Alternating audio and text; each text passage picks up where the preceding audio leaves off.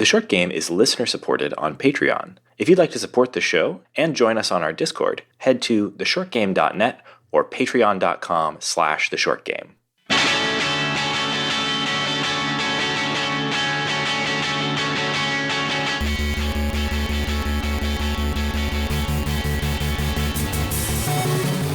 Welcome back to The Short Game. This is a show about short video games that respect your time. I'm Reagan Kelly, and I am joined this week by my very cool co-hosts. Lauren Ash. Shane Kelly.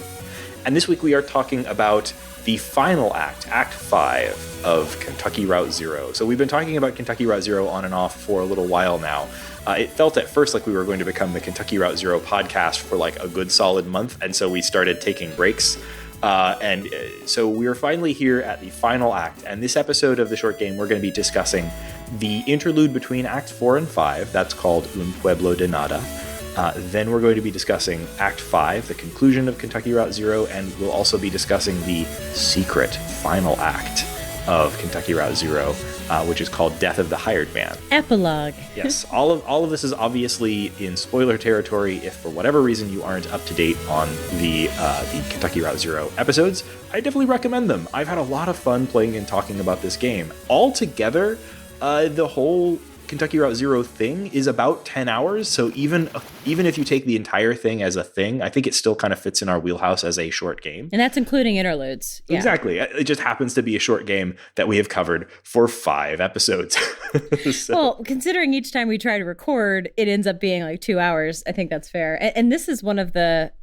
I love a conclusion that doesn't outstay its welcome. Yeah. I would say that combined, all 3 of these is about 2.5 hours. Mm-hmm. Absolutely. For all of these sections. And the heart of it, the Act 5 is, for me, it was just about an hour. So we're going to kind of kick things off by talking about Un Pueblo de Nada, which is Spanish, of course, for a town of nothing.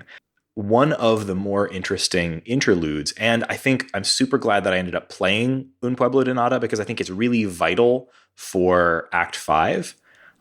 It's set in WEVP, the broadcasting station, the small community television station that's been referenced a few times previously. So where we left our cast, the main cast, before this interlude, at the end of Act 4, we had just sort of finished our journey along the Echo, and Shannon and her companions are climbing the spiral staircase out of the Echo and up to who knows where, hopefully Dogwood Drive. And we'd seen references to WEVP throughout that Act 4. So, for example, many of the tapes on the Mammoth were, the VHS tapes that you were able to watch were broadcasts recorded from WEVP. The fact that there's a storm is referenced. Well, essentially, when we cut to Un Pueblo de Nada, although it's not 100% clear when you're playing through it, what we're seeing is WEVP, the community television station, recording about the same time. I believe what we're seeing here is essentially concurrent with the events of Act 4, or near the end of Act 4. Mm-hmm. And it definitely is like the night before Act 5, which is why we keep saying like it makes Act 5 make a hell of a lot more sense, because it is raining continuously. You are recording a tape, and if you had decided to go watch tapes in the boat in Act 3, oh yes. It's very linked to this, because it's implied kind of like the video library that they have is very similar to the tapes on the Mucky Mammoth. Mm-hmm. And the tapes WEVP recordings? Yeah. Exactly. So this is recording this TV station, and also the TV station has like little clips of other things that are, it's all very circular, but you're watching tapes of tapes, basically. So the way that this act plays out, it's yet another one of the acts that's sort of told in the round. The entertainment played out this way, where you are sort of you're playing as essentially like a fixed point in the center of a space, and you can look around in 360 degrees. And that's the case for Un Pueblo de Nada as well. You are sort of plop down in the center of the fairly small recording and broadcast building. To one side, you've got this little broadcast setup with a bunch of equipment, And to another side, you've got a sort of a set where they're recording the evening broadcast, a kind of a two-person chat show kind of thing. And then also surrounding, we've got the bookshelves and milk crates and whatnot that make up the video library. And also the weather report area is off there at some point, which is weird. The weather report we can talk about in a minute. So what happens in the weather report? I remember there's been many references to weather throughout the game. Like the most recently they spent some time talking about the weather in the circular, the underground cave river, and the fact that it had its own weather patterns. What are you seeing here? So it's not so much that the weather is interesting, it's the way they do it.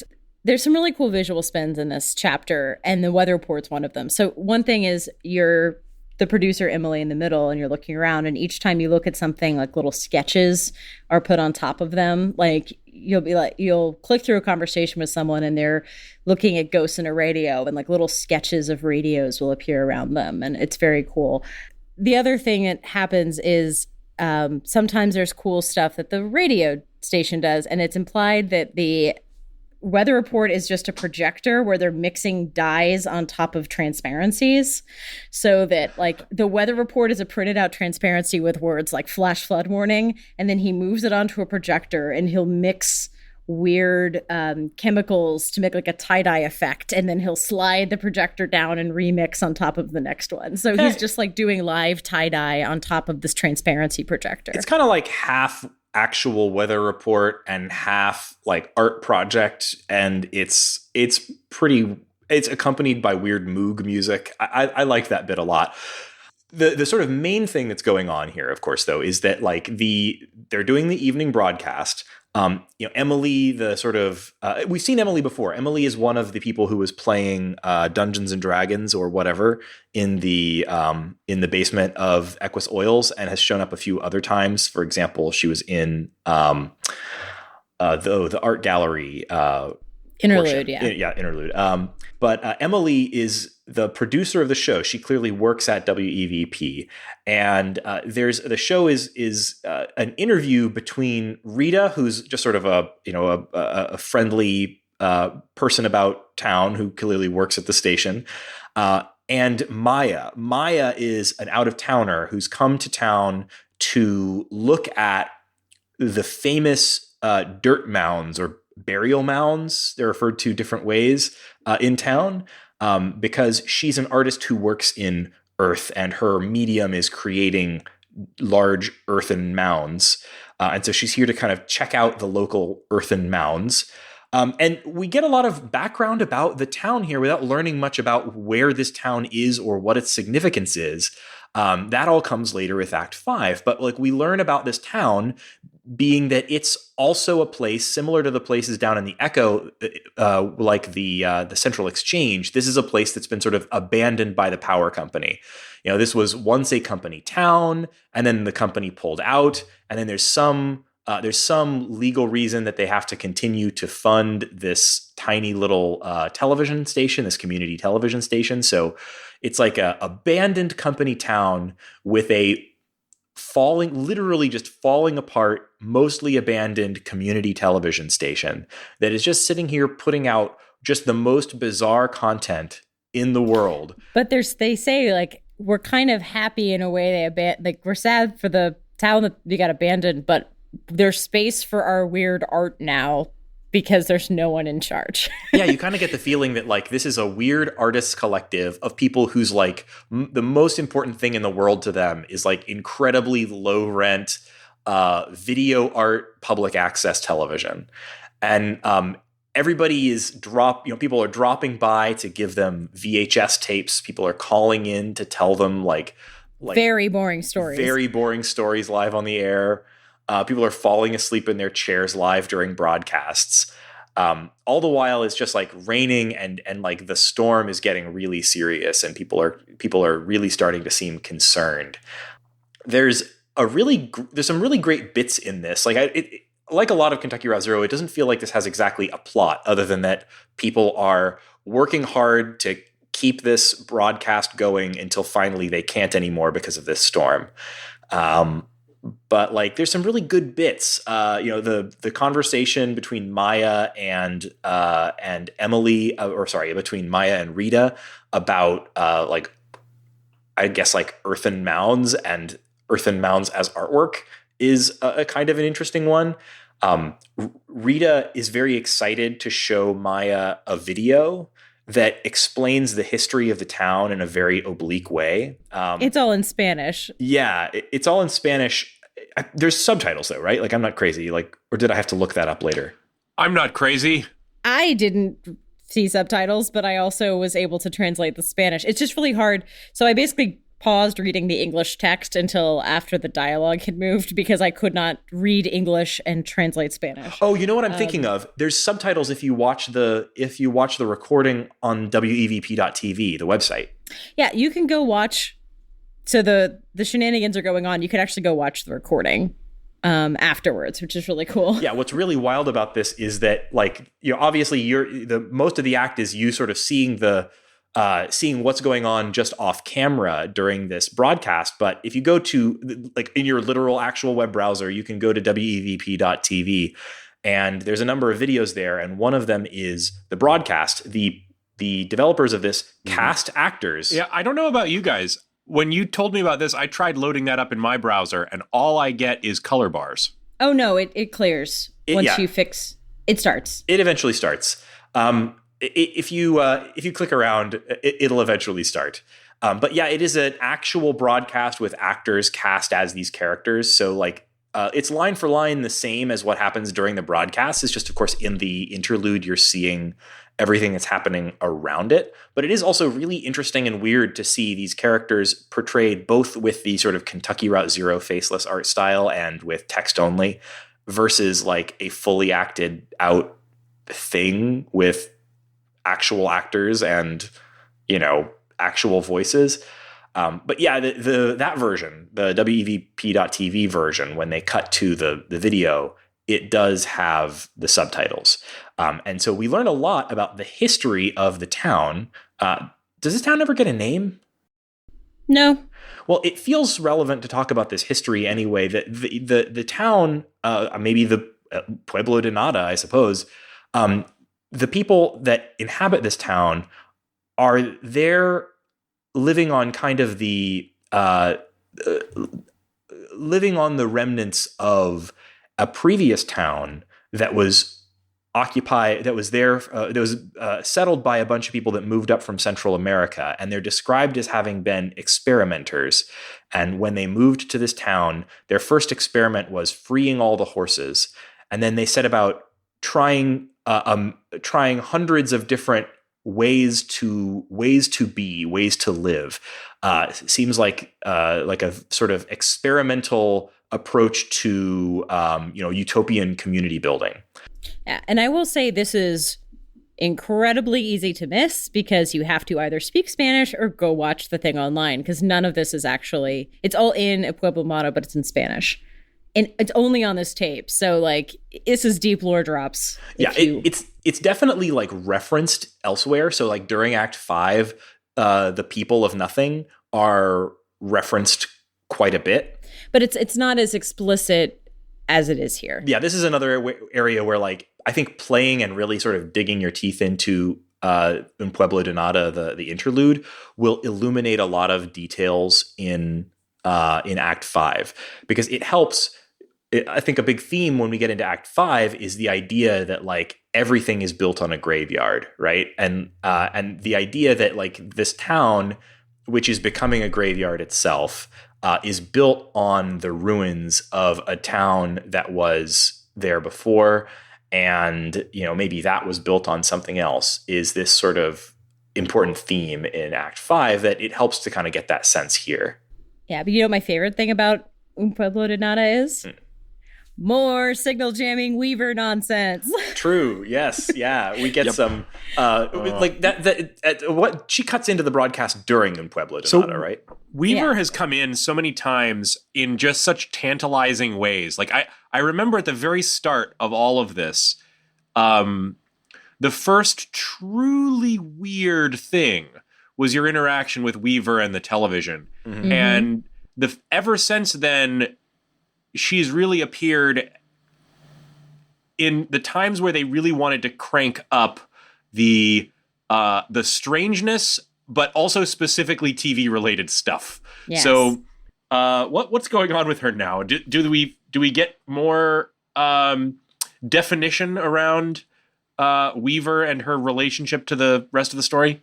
A little. So if you didn't watch the tapes on the boat, this is your first exposure to the idea that Weaver used to work here and has been signal jamming almost ghostly like ever since. So they keep saying like she's due soon. Like we're due for a Weaver signal jam. Like she's gonna come sometime, and it's getting rainier and rainier.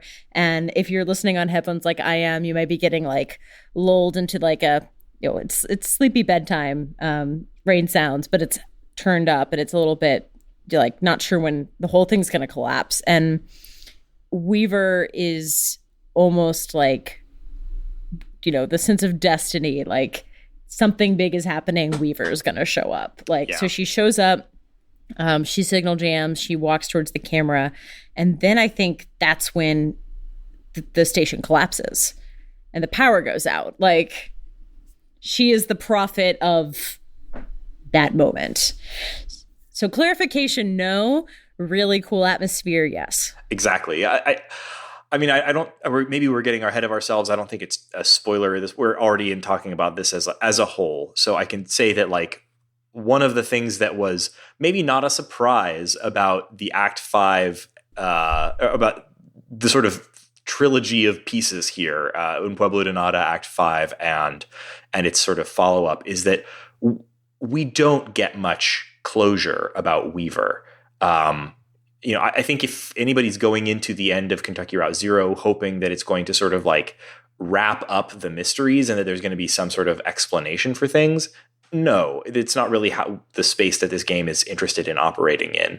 But what I guess we do get is that like Weaver has been this constant presence throughout the game, where we've always sort of been unclear, like, is Weaver just hard to find? Is she a ghost? Where is Weaver and what is going on with her? And this game kind of, I came down eventually sort of feeling like Weaver is a ghost. This is a game full of ghosts. And then there are different types of ghosts. Sometimes a ghost is just someone who left town and you don't know where they went. And so like, it's complicated. Wow, I ended up with a different impression of Weaver altogether. I find her, based on this and Act 5 and some of the other stuff, I think she's between a person who is nudging people towards their fate and an observer of important moments. I think she's both. I think a ghost might do that. I think she's. We could talk about the ending of this, but I think we'll get there. But like, I think she's between a ghost and a person, and she's in between. Yeah, I think that's reasonable. So yeah, is anything else we want to say about Un Pueblo de Nada? I think it's one of the most visually interesting parts of the entire game, and it's probably my second favorite of the interludes after the entertainment, which I just really, really liked for one reason or another. But I was about to say low on magical realism, and then I forgot that a crow runs the video bank. Yeah. Best character in the game. Possibly sentient crow named Slow-Mo. Slow-Mo Crow. Emily's definitely dating Slow-Mo Crow, right? Yeah, it's implied, or she cares for it. Like she's either dating the crow or it's her pet crow. She calls it Babe at least twice. Right, she calls it Babe. And when you go and select the crow, rather than doing the regular hearts come around the crow, all around the crow. I didn't think she was in a relationship with the crow, but that is a totally legitimate read on the crow situation. I am 100% sure that they are dating, and I am into it. I mean, nothing in this game contradicts that at all. So, I did get knowing how pretentious Chicago theater people these writers are, I did get Skin of Our Teeth vibes from this, which is an Oscar, no, Skin of Our Teeth is a Thornton Wilder play. And at the end of Act 2, basically the stage collapses because of Noah's Ark flooding. Oh. So I was like, yep, this feels like Skin of Our Teeth, which had a big Chicago production. Check watch 3 years ago. Yep. Yeah, we should say this particular act came out at the beginning of 2018. And so there was quite a wait between Un Pueblo De Nada and Act 5. But the two feel very connected. So at the very end of Act 5, of Un Pueblo De Nada, the broadcast studio collapses. And then we begin Act 5, and once again, we're playing sort of in the round. So you've got a camera placed at the center. In this case, instead of being at the center of the building, we're now at the center of the town. And I very quickly realized that, this is the town where WEVP was, because, well, first of all, you can see it right there. Like if you look out from that center point in town, which is right above a sort of a massive hole in the ground with a spiral staircase going down into it. So our company from the Echo, from the Mammoth, have climbed up and out and come out of the ground in the very center of town, following a massive flood. So WEVP stands in town partially destroyed. There's water on the ground everywhere, and everyone's just sort of standing around with a bunch of furniture that they've carried up from the truck, just sort of standing around the lip of this massive hole in the ground, sort of wondering what to do next now that they've escaped the Echo. Yeah, it's time to make the delivery. And one of my favorite things is they comment on how all of that furniture could have possibly fit on the truck. And one of the options is it's bigger on the inside. Yep. But the other big surprise about the beginning of Act 5 is that you're not playing as any of the characters that we are accustomed to playing as here. Well, we've already kind of let go of Conway, so how are we feeling about letting go of all the characters here?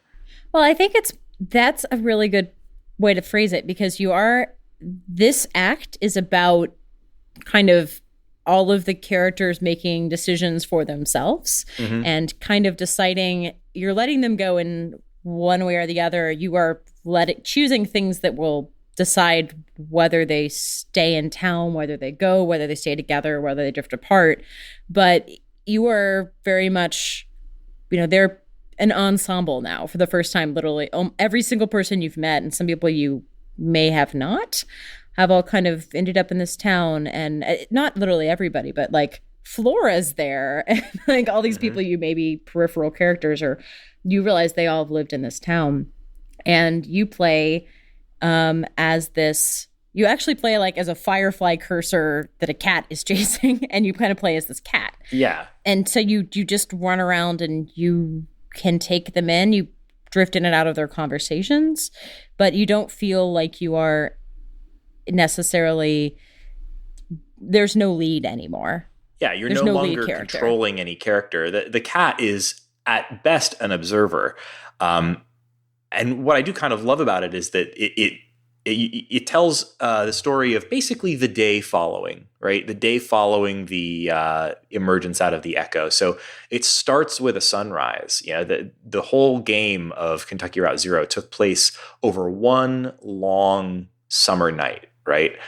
And suddenly it's the sunrise, and this cat is just chilling out, being a cat, and you can kind of circle the hole. Essentially, you can run around as the cat.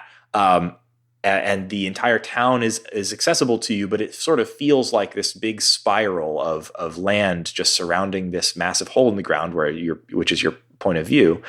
And as you move from place to place, time will progress a little bit by little bit, and you'll see different scenes play out, and you get to check in with all of these characters. So, we'll see Ezra talking to Junebug and Johnny, or we'll see Ezra talking to the old man that lives in the town and maintains an old airplane, or all the other sorts of scenes that play out. Mostly there's sort of two main threads that go on through all these scenes. One is that these new arrivals in town are kind of wondering, well, first of all, where do we deliver this stuff to? You very, very soon discover 5 Dogwood Drive is this massive, extremely iconic looking uh, concrete, almost sort of figure of a house. It reminds me of like a Brechtian stage set or something. It's like if someone hollowed out a Monopoly house and left a complete like open space on either side. Yeah, it's like a sculpture of a house, but like an extremely minimalistic sculpture at a really large scale, which makes it like what there are so many potential uses for this space. It sort of looks like a doorway or a gate because there's stairs on both sides. You can pass through it, but it's also like shelter. There is a roof. They start putting furniture in it. And it's apparently just appeared out of nowhere and no one lives there. And the theme is like, do we make this our home? Or do we pass through it? Is this a house or a gate is a kind of an interesting question, because it's sort of the question of the act for many of these characters is like, is this a home? Do we stop here or do we pass on through? Yeah, so that's the forward-looking theme. And the other theme I would say is backwards-looking theme, where you're looking at like the mess of the night before, cleaning up dealing with the little remains, those wild horses. Yeah. The neighbor, they call them the neighbors, have died. And one of the characters, Ron, is digging a grave for them, is mourning them. The town is preparing for memorial. People are cleaning up. People are deciding like, do I need to abandon my home? So those are kind of the two, like, it's that forward looking. The newcomers are trying to decide, is this a new place for us? And other people are trying to decide if they should stay or go, reinvest in the town or not. It's funny that like cat running in circles thing is literally like a clock that winds. And it seems like, after doing a little research, that some of if you're on the main conversations on those tracks, time will continue. But there's also like random conversations you can have about like someone sleeping off a hangover, or like, we haven't even gotten to the ghosts. But so I'm hanging out in a like doing a cat thing in a field, and suddenly this like black mysterious shrouded figure just starts walking across the field, and I follow it, and I suddenly like you do.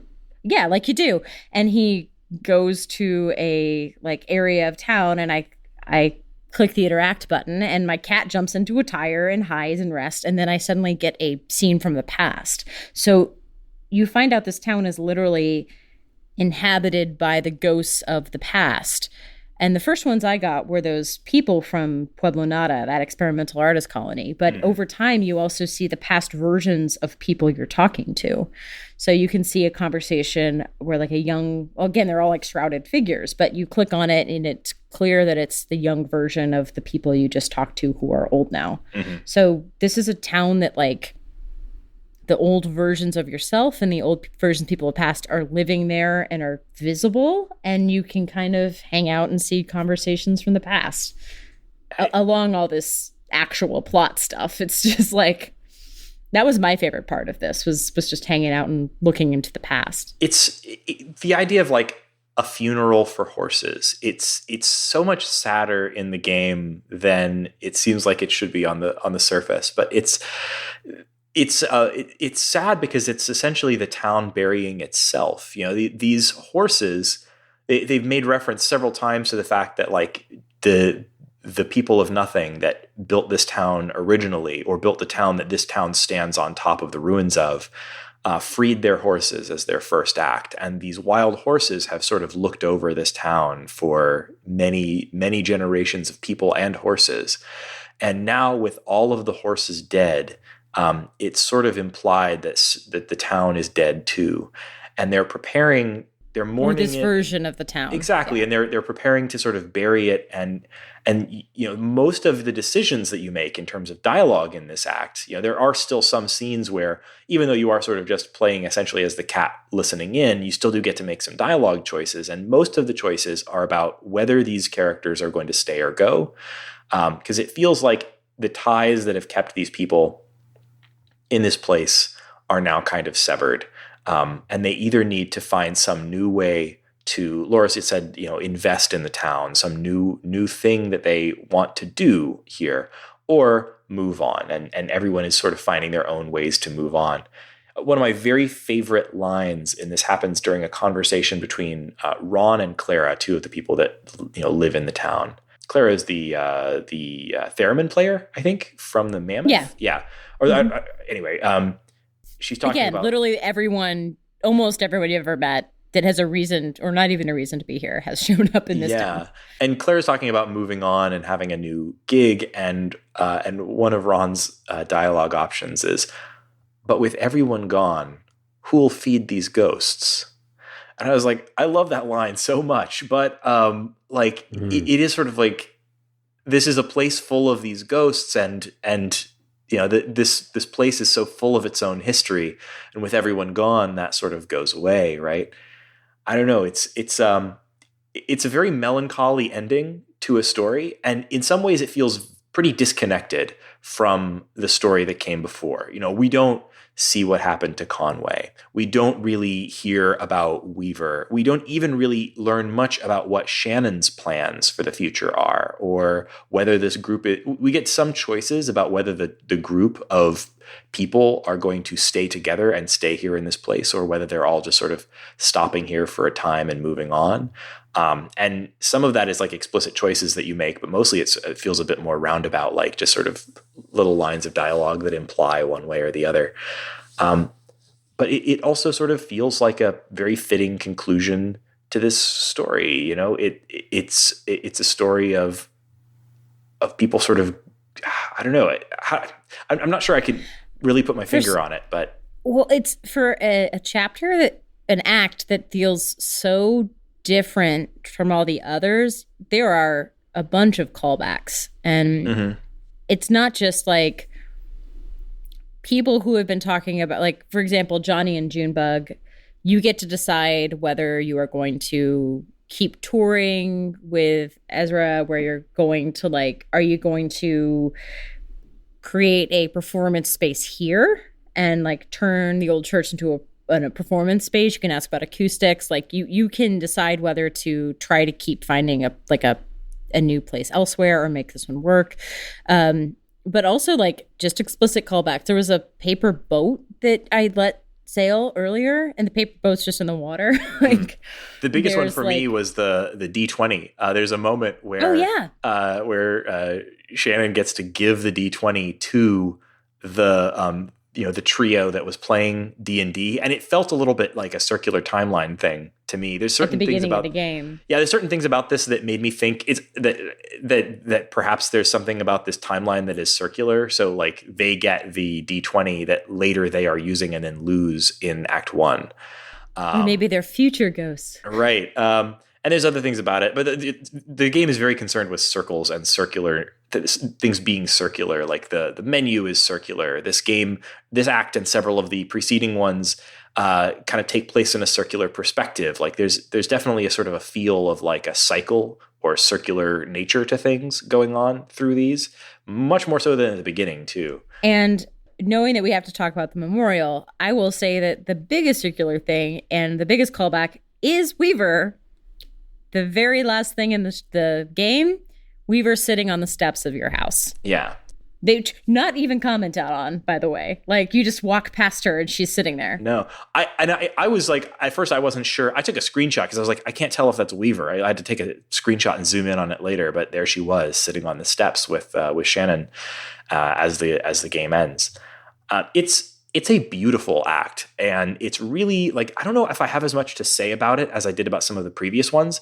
Other acts left me feeling fired up about some idea or what have you. You heard me get very political about some of these acts because the game has a very distinct political perspective, and one that I found very invigorating, I guess would be the way to put it.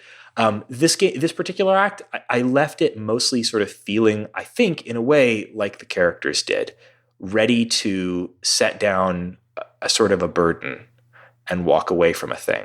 The burden of podcasting. The burden of podcasting. Well, I chose a good amount of people to stay and move into the cool house together. And some people I was like, no, this person should go. They've got a gig in Nashville. Keep your gig. But I think that the most cathartic, like epilogue-y moment to it really was the memorial for the horses, where there were poems they were being read, and then they sing a song, and as the song is playing, all the ghosts slowly materialize around the town until the end is like there's almost more ghosts than people. Mm-hmm. And then the ghosts all disperse, people all disperse, and it feels like, oh, we did the ritual, we're released now. Yeah. And that almost like that feels like a very good ending to Kentucky Route Zero, where literally the ghosts disappear and then the people leave, and the people who stay, people who go, and everyone is doing what they need to for themselves, and everyone else is okay with it. Yeah, and it does a wonderful job of like reminding. It has this very clear theme of the way they phrase it in the game is like something like this town is built on a graveyard, but isn't that true everywhere? That like everything in the world is built on the bones of the past, and that ties back to a lot of the themes of things like a lot of the themes from earlier acts, in that like there's I wish I was doing a better job of expressing this stuff, because it feels ephemeral. It feels very clear in my mind when I'm playing it, and then these themes are harder to lay my finger on later. But like so much of the previous acts was about the fact that a lot of these specific types of suffering or that people were enduring in the various places that we sort of traveled through is part of a system that is what affects all of us, and that it has affected everyone throughout all of time, essentially. I don't know if that's a good way of expressing it, but like something about this sort of made me think like, yes, the power company pulled up stakes and moved away from here, but it's somewhere else now. And, that there's, and that, this will happen again here too. But I think what's hopeful about this, though, and maybe this is just my theater major bullshit coming in, but I think that the fact that they close it with a ritual is really what makes this feel hopeful. It's that they take the time to memorialize it, to honor it, and move on. Like they close it. They literally ring a bell. Like they have a ceremony before everyone leaves, and it makes everyone feel better about doing what they need to do. And I think that's, to me, like so many things in this game have petered out, have just slowly evolved or changed or just disintegrated. And this is actually like, no, we had a catastrophic event, but we're gonna be okay. Let's say that this, like, let's put a note in this. Let's get some closure. I want them to sing that praise above some beautiful day. For glory to him who died for me, I'm going that way. I know I shall meet him at the gate when trials are past. I know I shall meet him face to face in glory at last. Oh, I believe that when we meet, well done, he'll say, while trusting my soul redeeming love, I'm going that way. I'm going that way. And I think that's why this feels good. I agree. Like it makes it a mindful choice, right? That they're choosing that, to celebrate it and walk away. Yeah. And I love that too. It felt it in the moment, though. It's still, the melancholy of it was still pretty felt, and really connected to the sort of more melancholy elements of the previous acts to me on a thematic level, if not like a very specific way. It's strange. Like you're right, Laura, that it feels very, very different from the previous acts, but it also felt, it's also connected. Let's just talk about, it's bright. Right. There is light. It is sunny. You are not in a cave. Mm-hmm. It is not nighttime. Like, it feels different. it's apocalyptic, but the sun is shining and it looks like you're in a beautiful, well-lit place. Like it literally feels like a brand new day because it is. Yeah, I thought it was visually just the most beautiful. I took several screenshots during this where I'm like, I'm going to use this as a desktop background and just save it forever. It's just a beautiful, beautiful looking game. Couple things that I wanted to point out in this, that you get special stuff because you're a cat. There's some really cool text stuff they do. So as a cat, you can't talk, but you do have little weird symbols that when you click are like anxious meow, concerned meow, excited meow. They did a lot of recording of cats to produce that. They did. They had a lot of noises. unique cat noises recorded for this. But the other really cool text thing they did, like, so it's not like when you go into Zero and it all looks different, but they did, when you're in a ghost memory, it turns into a Twine game where you click on words in the middle of sentences instead of choosing the dialogue. Yeah, like I forgot about that. Like that's brand new for this act. It didn't occur to me at the time, but it's only for the memories. Yeah. So for people who don't play Twine games, it's like they'll have a sentence the stranger or the seer went towards the graveyard and then walked left. And the word graveyard and left will be hyperlinks, and you can click on one of the two to continue the story. It's the only time they've used it, and it's just for memories. Yeah. And it made it feel special, but not something that most people may notice, which I love. That's really true. And that's a stylistic thing. There's nothing like uniquely Twine about that. That's just like a stylistic approach that's become common in Twine games. But it's a really good one in that it we've talked about this when we talk about Twine games on our IF Comp episodes. Like that style of hypertext fiction is great because it makes the choices feel less like like you are sort of making choices, but it keeps you engaged in the text while allowing you to have choices that some might be consequential and others might not be consequential. It's better than just clicking next a bunch. But it works well for a memory because it's not changeable. Right. So you're just getting more information. Yeah. And so it fits. It's a really nice stylistic choice. Yeah, it's a great way for a game like that's presenting a narrative in a hypertext kind of way like that to let you feel like you're driving something that it's telling you in a pretty linear way. I think it's wonderful, and I don't know. It's clearly one of those things where this developer is continually drawing inspiration from other narrative games over the years. They've continued to fold in new ideas as they've gone. That's sort of been the theme of this whole project going through the years and years it's been going, is it's constantly changing in response to, new inspirations. And the last thing I wanted to ask is, it's a question and a what the fuck moment. So I, as the cat, there's this barn and the memorials can happen in front of this barn. And I, of course, run in as the cat and it's great because it makes all these banging noises playing that you're just making a fuss. It's like bang, bang, bang, bang, as you're running around this barn. And there's a part where there's some bats in the barn. And if you go run in the barn, it comes pixelated and almost like a TV. And I had a flashback to that first act when Weaver, you look out the window in the TV and there's a barn. And I was like, oh, is this the barn on the TV in the beginning of the game? I think it might be, now that you mention it. Because all the I was like, it's not a pixel from a TV screen. It's a bunch of bats flying. And I was like, oh God, I don't understand this game and I like it. And it felt Weavery. She's definitely sort of present and not present in this town. So that certainly makes sense.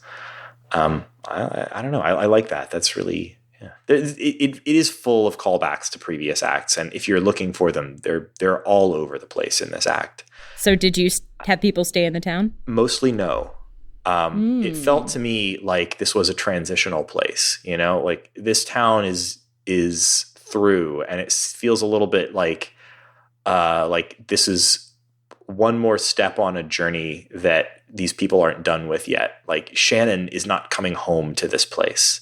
This is the end of a story that she's finishing on Conway's behalf to honor him.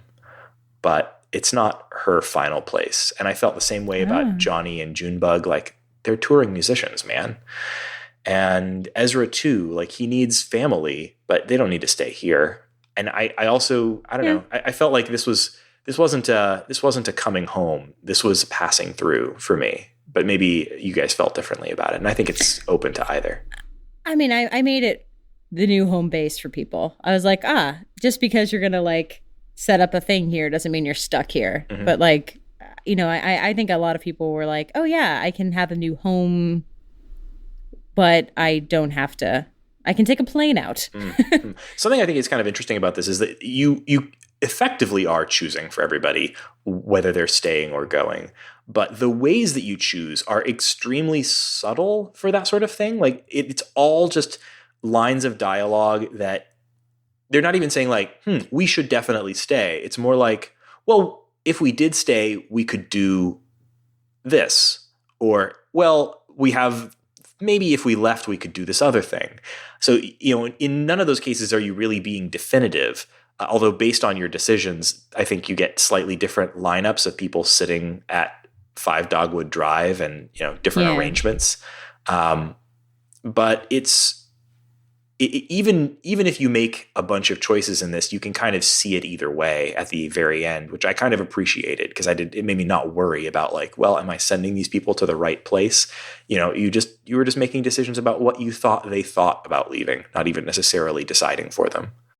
I really, really liked this ending. I really, really liked this act. And I know it's been a little bit more of a divisive thing than some of the previous acts. And I think part of that is because it isn't really a conclusion in the sense that some people were looking for. Some people were really wanting closure about Weaver because they've built up the mystery of Weaver in their mind as this very important mystery that needs to be solved, or other similar parts. Can I lean to our expert on magical realism a little bit here? And can I ask you, how typical is this of the endings of magical realist stories? Because I would kind of get the sense from some that I have seen that strong conclusions that answer lots of questions are not are part certainly of the genre. not something that you are 100%. typically going to find in this genre. And Correct. like, what is it that we expect or want out of an ending in lieu of that? So the most important thing in magical realism is that the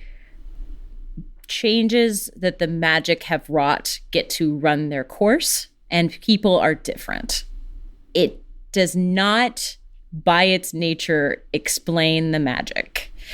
The magic is part of the world. Everyone accepts it. And giving detailed answers is less important than giving satisfying conclusions to the characters. Mm-hmm. So it is very much do we have that here? Do we have satisfying conclusions I think so. to the characters?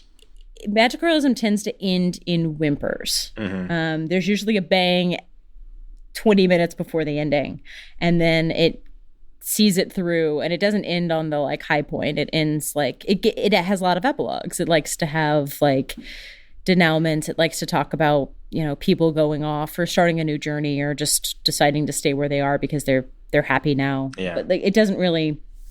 It's not a game of like the mystery existing is much more important than the answer, and people being okay with not knowing the mystery is part of the ending. Yeah. In the genre. So this fits. It's not what people expect, but we're also, as a culture, not that well versed in this genre. We're used to the mystery genre where you get a solution. Right. And that, it felt like there were mysteries that were waiting to be solved, but part of this ending was sort of like feeling okay with walking away, Magical realism is more mysterious than a mystery. It is that's kind of the difference. And that's well put. So like that's actually something that when I was getting submissions for plays, that was often something that was almost always the thing we spent the most time on in workshops is the last act, and they usually change 360 because like finding something that doesn't answer your questions but feels satisfying is so hard. And like we got there in some plays and sometimes we didn't, because you basically have to satisfy an audience that got hooked on the mystery and tell them that the person was more important than the mystery. Yeah. You basically have to be like, hey, the MacGuffin doesn't matter, and have you be okay with it. Yeah.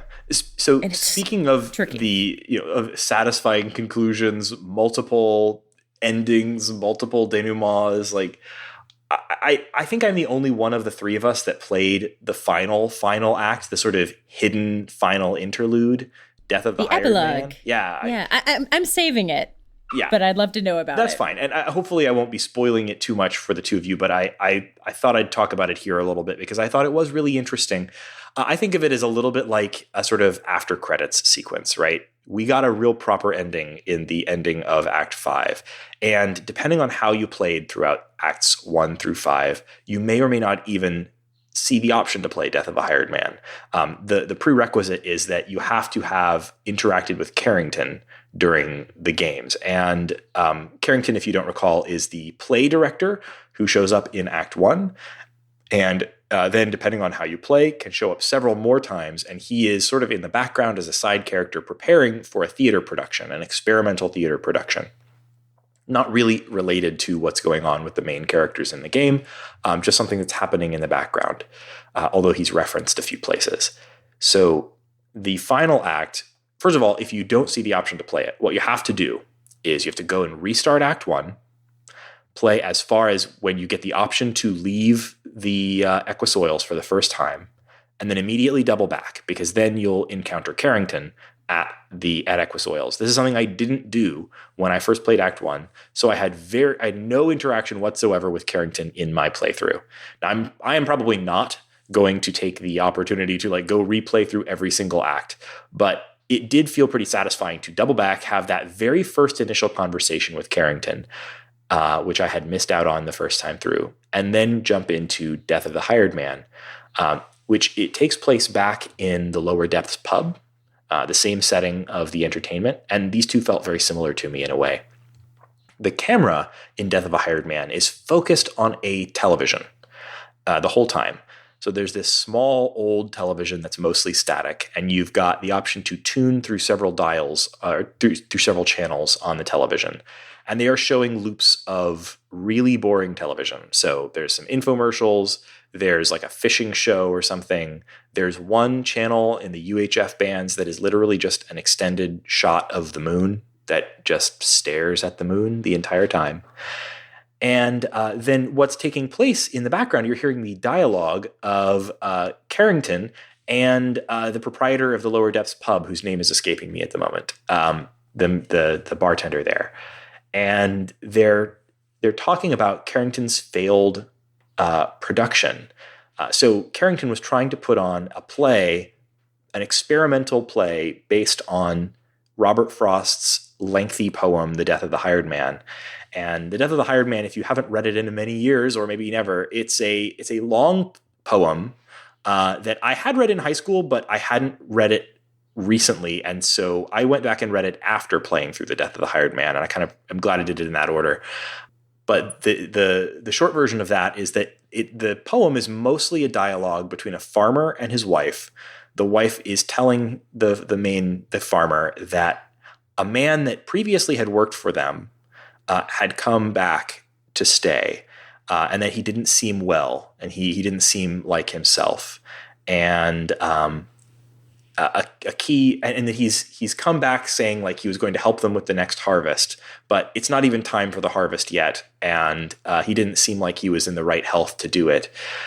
And cynically, the main character says something along the lines of, why is he coming here instead of to his home?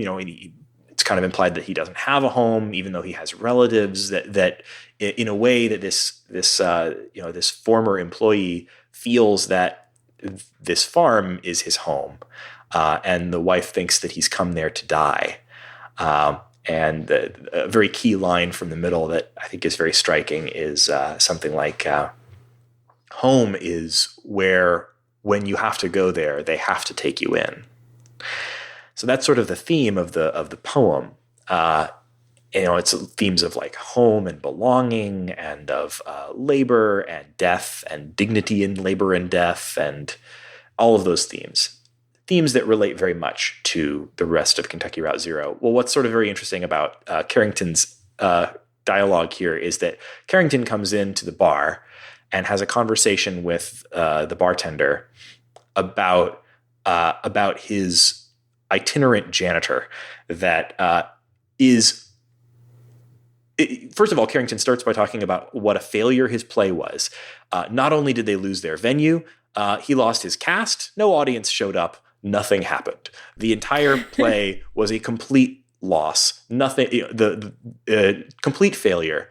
And then he sits down at the bar and has a conversation that is essentially playing out the play regardless.